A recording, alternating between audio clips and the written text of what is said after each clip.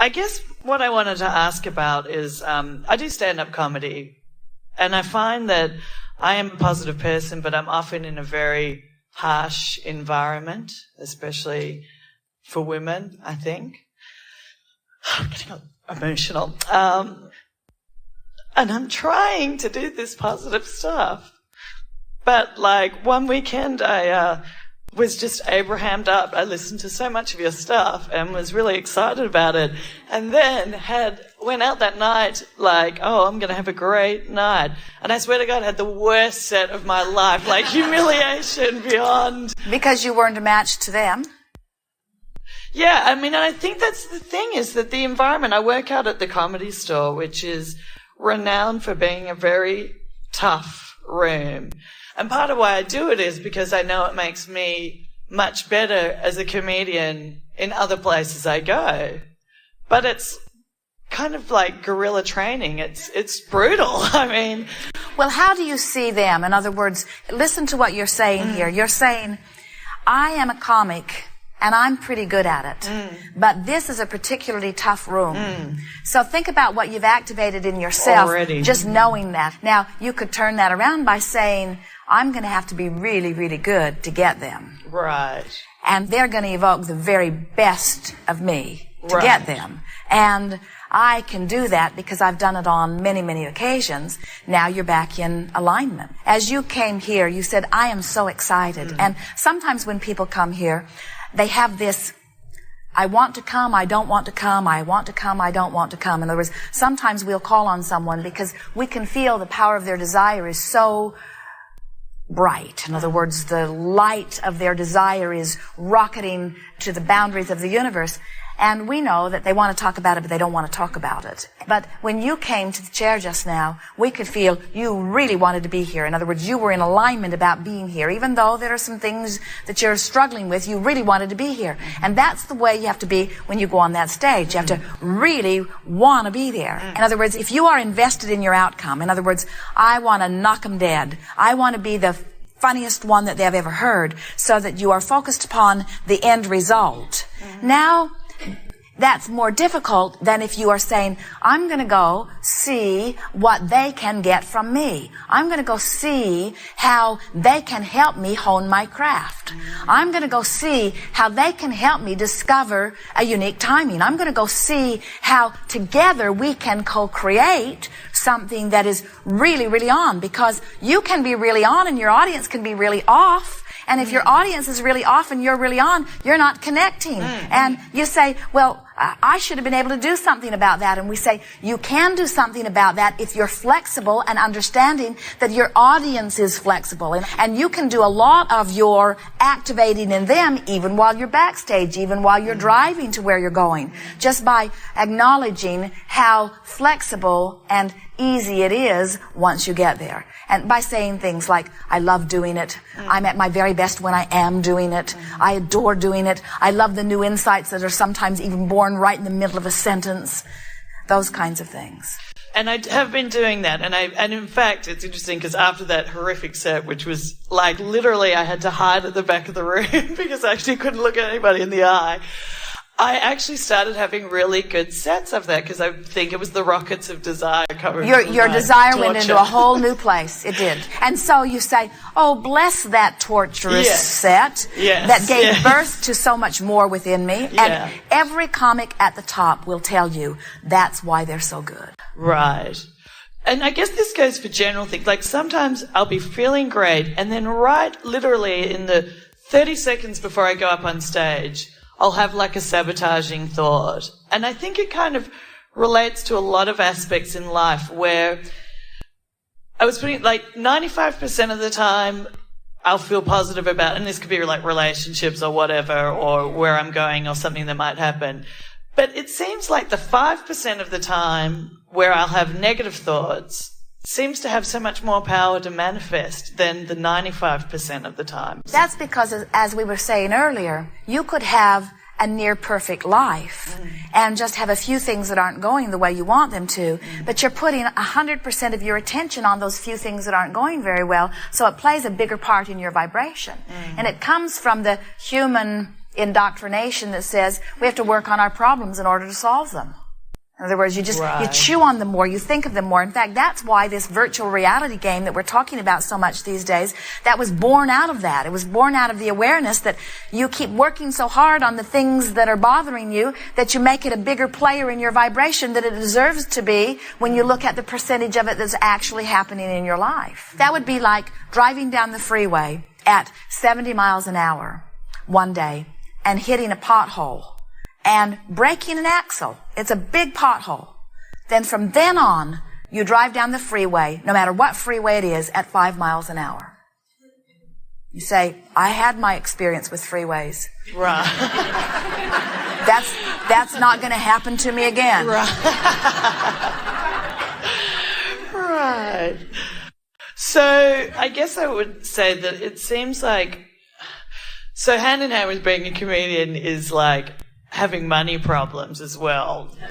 And I know that this has probably been convinced from watching everybody else that every comic is broke until they make it. Everybody struggles. So again, I've been trying with the prosperity mentality and saying, money's coming in. But sometimes when I'm just so deeply entrenched in having no money, like I literally had to drink a glass of water the other night so I could go to bed because I was hungry because I couldn't afford any food, And when you're in that point, like I want to believe the money's coming in, but it's just hard.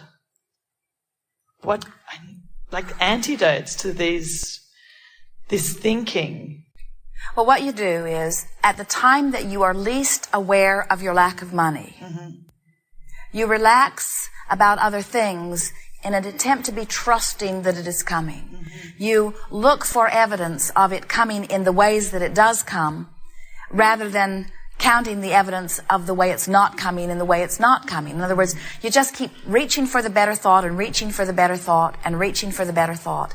And little by little by little by little, you begin to acknowledge, well, if I can do that, then I can do that. Well, if I can do that, then I can do that. It does not come all at once, but you did not get to the place that you are all at once either. And so that's why the barrage of processes that we offer are all oriented toward helping you get to the place where you are allowing the well-being that you're asking for. Right. In other words, that was a really dynamic and dramatic statement that you just made. Straight from the heart, no manipulation involved. In other words, you were just clearly stating how you feel. And it rippled through the audience. In other words, everyone can feel it. Some identify with it now. Some remember that feeling. As you keep that vibration alive, you keep that vibration alive. And as you feel the discomfort of that vibration and you say, I'd like to awaken another vibration, you can't usually awaken another vibration on that same subject right here, right now. But the fact that you want to will cause the universe to line something up that will give you more of that. Right. And I know something always crops up right when you're kind of at the edge, but I want it to come sooner. But hear what you just said. I know something always crops up. Oh, did you feel the purity of that vibration? In other words, did you feel how much better that vibration felt than I had to drink water because I was hungry before I went to bed? In other words, that was a much more serving vibration for you. And then you counted it again a little bit. In other words, you just want to be sensitive to where you're going. And of course, we're not wanting you to monitor your words. That'll make you nutty. We want you to pay attention to the way you feel and reach for thoughts that feel good. And when you get on a trend of something that does feel good, milk it for all it's worth. And when you get on a trend that doesn't feel good, try to get off it as fast as you can. That's the way it works. Now, let's come back to this comedy. Yeah. What makes you choose that? In other words, do you feel driven to it, compelled to it? In other words, is this something you really want to do, that you feel natural to? Well, that's the way it feels in your vibration. And so, as you say, I have found a really good fit. Ooh, doesn't that feel good as it resonates through you? And then you think about comics that are not hungry when they go to bed. And a lot of them will tell you stories of when they were hungry, and those aren't the parts of their careers you're wanting to remember. You're wanting to remember them being at the top.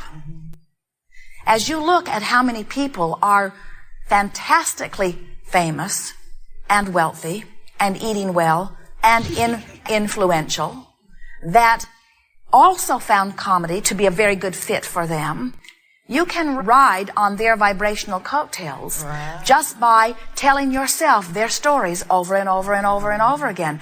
Don't tell yourself their starving artist stories. Tell yourself their success stories. Look at where they are. Remember that they can go anywhere. They can get their name on any billboard in any place. They can get on nearly any television program. In other words, they are wanted. They are where they want to be. And you can be too. You just got to tell those stories and vibrate there. Right. It's a very good tip. Now talk to us about the comedy. Talk to us about the thrill of being there and humorous, well-timed things being evoked from you. Talk about it? Talk about how that feels. Oh, I mean, it's amazing. I mean, it is just, you know, when I do it and it goes well, I really feel like it was why I was put on the planet that time, and I feel just amazingly connected. So what we are wanting you to do just for a little while is pick some of those rooms or sets where you really were clicking and replay them often so that you keep that active in your vibration. Because you see, you can look at yourself from a lot of different vantage points. You can see yourself in that successful moment and activate a vibration, or you can see yourself as a starving artist who sometimes has a good set but is mostly a starving artist and activate that vibration. You get to choose what part of all of that you make dominant in your vibration. Right. And it's strictly about airtime. In other words, you understand the more exposure you get to the more people, the more well-known you will become. In other words, as people hear you and like you and then begin remembering your name and begin retelling others about you, in other words, this is the way your reputation is going to expand. And so what we're suggesting is in exactly the same way, you can give airtime to the successful part of you, or you can give airtime to the unsuccessful part of you, and every part of it has a ripple effect that is going to affect your future experience as it unfolds. Yeah. Do you make yourself laugh? Yeah, yeah. And do you enjoy coming up with funny things? Yeah, and actually this was another thing that I wanted to ask you, because I know we're not supposed to, focus on the negative, but so much of comedy does come from negativity. I mean, I listen to other comics. There is, a lot of that. So I kind of worry about that, like when I write jokes that come from like bad dating or whatever. I mean, am I putting out that vibration every time I do that material on stage? Or are you taking a subject that is negative for many people and softening it to a place that feels better? Who are beginning to recognize the power of directing your own mind, and more importantly, the confidence that you begin to gain as you feel your way through your thoughts. It's a vibrational universe. And every part of that which you live is because of your ability to decipher the vibration. And as you begin to use your emotional center as a deliberate deciphering mechanism, where you are deliberately paying attention to the direction of your thought by the way it feels, now you have supreme guidance. Guidance that you were born with, guidance that the beasts use that you call instinct. You have guidance in the moment, source energy, broader view, guiding you. When you are feeling the perfection of that which is you, the guidance is right there. When you are questioning your ability to do something, you've pinched it off a little bit. When you are appreciating yourself or someone else, the guidance is right there. When you are critical of yourself or someone else, you've pinched yourself off from it. When you feel joy beyond description, you have a focused desire and you are in alignment with it, which means you are doing step 1 and step 3 at the same time.